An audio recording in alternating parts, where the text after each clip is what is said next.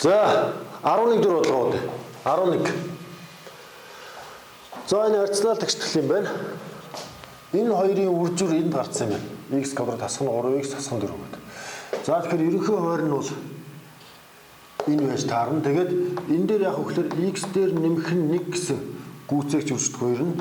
А энэ дээр x-ээс хасах нь 4 гэсэн гүйцээгч хоёр нь. За энэ дээр үржирний байгамж 1 болно.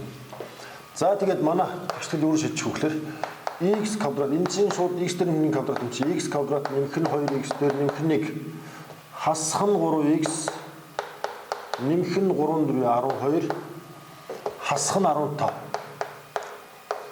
хуваах нь x квадрат хасах нь 3x хасах нь 4 тэнцүү тэгж. За эндээс ер нь бол f-ийг хуваах нь g тэг гэдэг бол ийм байх шиг үлдсэн өстөн f тэг g тэгээс л гат энэ хоёр огтлыг авдаг. За яг үүнтэй адилаар тэгвэл f гэдэг чинь дээдлийн хэсэг байгаа шүү дээ. x квадрат хасах нь x 13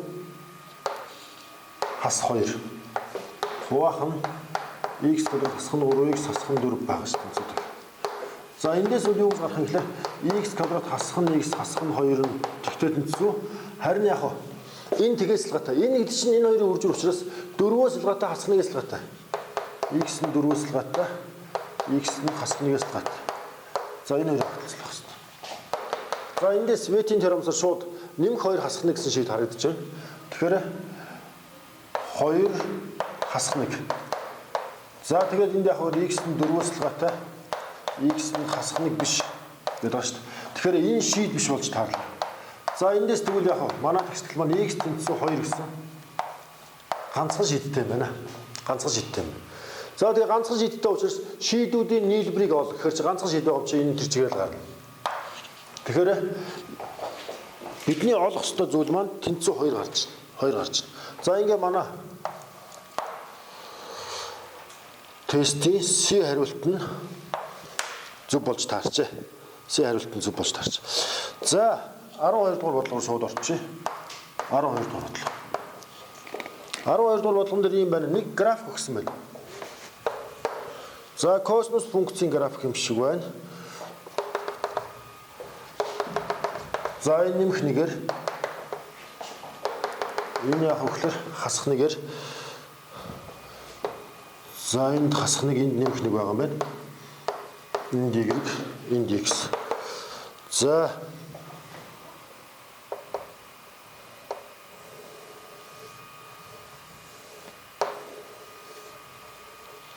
за энэ OX-ийг огтлсон цэгийн координат 6-ны π.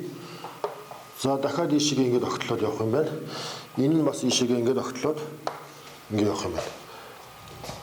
За эндээс ингэ цааш явна. За энэ маань бол биш үү? 3-ны 2π. За энэ функцийн график аль график вэ гэхээр за бид нар одоо ингэ синус косинусын график чинь дээшээ нэмэх нэг доошоо яг хасах нэг рүү буюу энэ графикийн зурагдсан өндөр бол 2 урттай байдаг. 2 байдаг. Тэгэхээр тэр бол яг ийшээ хасах нэг ийшээ нэмэх нэг 2 урттай таарж байгаа учраас одоо энэ хэсэг гэсэн үг л дээ. Графикийн өндөр бол 2 урттай юм чинь. За ер нь бол ийм хэлбэрийн юм дээр ярина л да. А-г үржих нь за синус x юм уу косинус x хамаагүй. За синус AX дээр нэмэх нь B хэрэгтэй болчихдог. За энэ А бол яг хөө дээш өндөр ном болгохын энэ шийднэ. За тэгвэл одоо манайд бол ингэж байгаа юм л да. Энэ дээшээ нэмэхний доошоо хасах нэг байгаа юм чи энэ хэвийн өндөртэй буюу А гэж тоонол нэгтэй тэнцвэр гэсэн. А нэгтэй тэнцвэр. А гэхдээ бол яг хөө синус ч байж болно косинус ч байж болно.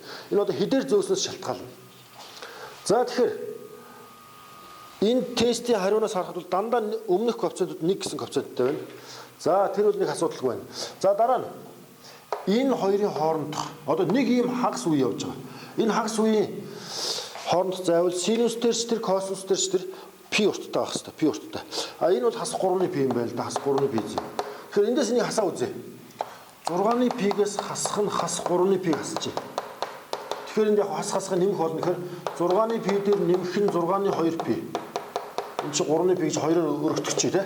Тэгэхээр 6-ны 3 пи буюу 2-ны пи байгаа юм л да. 2-ны пи. За 2-ны пи гэдэг чинь уул нь бол косинусын график юм уу синусын график зурхад бол за косинусын график зурхад чинь энд нэмэх 2-ны пи, энд хас 2-ны пи гэдэг. Ийшээ хас 2-ны пи, ийшээ 2-ны пи зайтай энэ хоорондох зайвал пи урттай байдаг байхгүй. А гэтэл одоо энэ дээр бол энэ хоорондох зайвал 2-ны пи гэдэг чинь яг нь манай график маань OX тэнхлийн дагуу энэ 0 руу 2 дахин агшсан байна гэсэн. 2 дахин агшсан. За 2 дахин агшна гэдэг чинь энэ А тоо өөрчлөгдсөн байна гэсэн. Нэгээс ялгаатай гэсэн. 2 дахин агшна гэдэг чинь А нь 2-той тэнцүү гэсэн.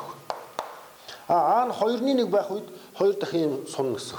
За тэгэхээр энэ бол А 2-той тэнцүү учраас 2x гэсэн аргументтай юм бол үлдэнэ гэсэн. За тэгэхээр A биш, D биш. Тэгэхээр BCE3 айл нэг одоо үлдчихэ. Одоогийн байдлаар бол BCE3 айл нэг нь үлдчихэж байгаа юм байна. За эндээс цааш нь яах вэ гэхээр нэг зүйлийг авч үзье.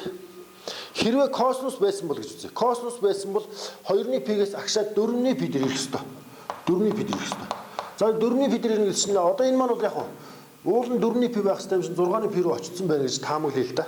Тэгвэл 4-ны пигээс 6-ны пиг хасаад өгчвөл энэ зай ямар зай байх вэ гэхээр 12-ны энэ дээр 3 энэ дээр 2 гэдэг чинь 12-ны пи зайтай байна. За энэ шилжилтийг юу хийдэг вэ гэхээр энэ бета хэлдэг. Бета. Өөрөөр хэлэх юм бол